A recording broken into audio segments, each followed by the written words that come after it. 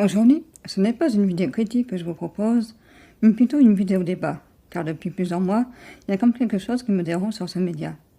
Certains savent déjà quelque peu de quoi il s'agit, mais c'était important pour moi qu'on en parle ensemble, même si je me le répète chaque jour depuis que j'ai ouvert ma chaîne, fais avant tout ce qui te plaît. Cependant, ce n'est pas tous les jours facile, parce que j'en ai un peu marre qu'on nous prenne quelque peu pour des abrutis. Au départ, je croyais que YouTube était un média différent.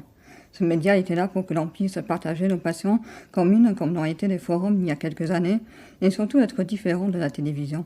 Qu'on se le dise, si je ne regarde plus vraiment la télévision, c'est parce que j'en ai marre que l'on m'impose des émissions que je n'ai pas choisies, et avec de la surenchère de la culture. Plus en particulier, la culture populaire. Et finalement, depuis que je suis entré dans le games, comme on dit ici, je me demande si nous ne sommes pas une limitation de ce qui existe déjà. Il y a quelques semaines de cela, j'avais posté ça sur mon compte Twitter. Cela a fait pas mal réagir. Cependant, même si je n'étais pas d'accord avec tout, il y a eu bien sûr des réponses intéressantes. Il était temps que j'y réponde et que je sois plus explicite sur ce que je voulais dire dans ce message.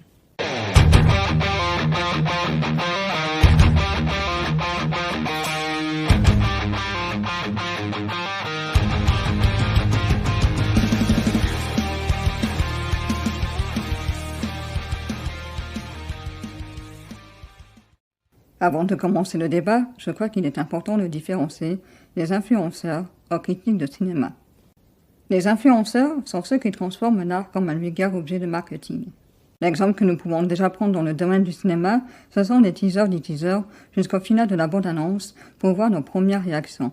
Il y a aussi les avant-premières pour que les cinémas qui accueillent ce genre d'événement puissent avoir un premier ressenti à la fois des médias ou du public lorsque celles-ci nous sont permises. Le piège, c'est quand il y a des invités lors de ces événements, car c'est presque comme nous faire oublier notre vrai ressenti face à notre joie d'avoir rencontré les équipes du film. Il y a également, et bien sûr, les émissions de télévision, où pendant presque 3 semaines, nous verrons les mêmes invités partout dans les émissions culturelles et parfois même politiques.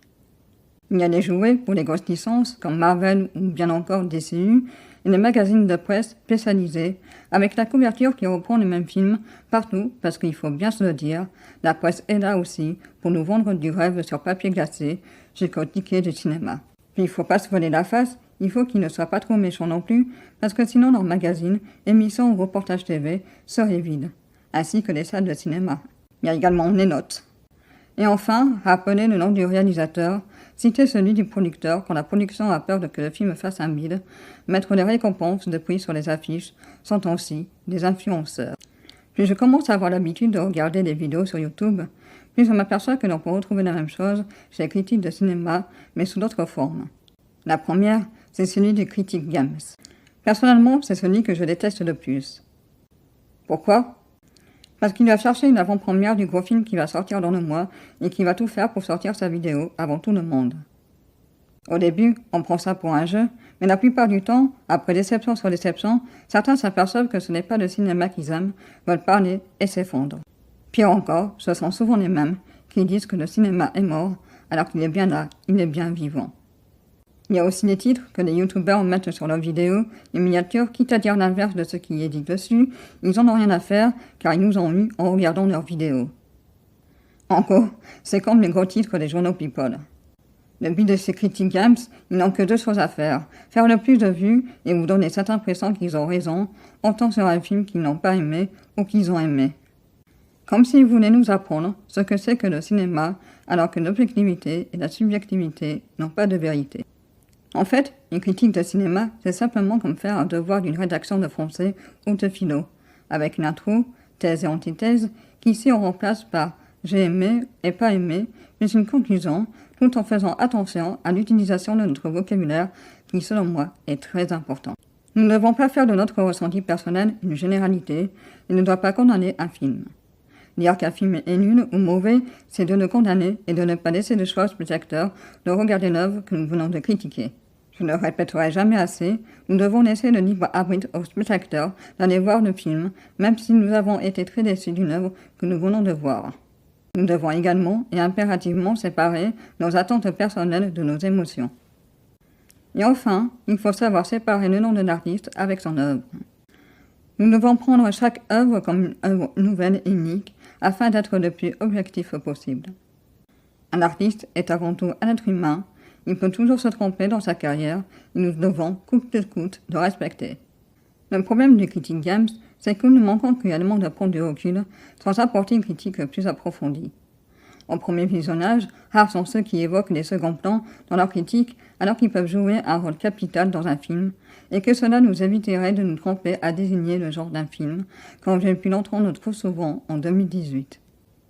Plus souvent, le Critic Games déforme le sens d'une expression, comme par exemple l'expression « surcoté ». L'expression « à la mode » est souvent mal utilisée, comme si le Critic Games voulait se donner une raison supplémentaire de ne pas avoir aimé le film. Et pourtant, ce n'est pas parce qu'un film est soutenu jusqu'à la sortie en salle par les médias que le succès est forcément le même rendez-vous en salle. Il faut arrêter de croire que ce que défendent les médias doit forcément représenter ce que le public aime. La promotion d'un film est basée avant tout sur les moyens de la production et sur le nom de l'artiste.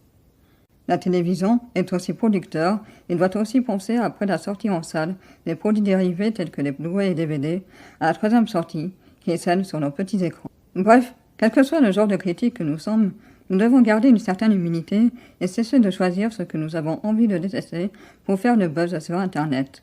Car cela peut devenir malsain et voire même, et je pèse mes mots, du cyberharcèlement. D'ailleurs, beaucoup d'artistes finissent par fermer leurs comptes des réseaux sociaux tellement que parfois ils reçoivent des messages haineux sur leur dernier film.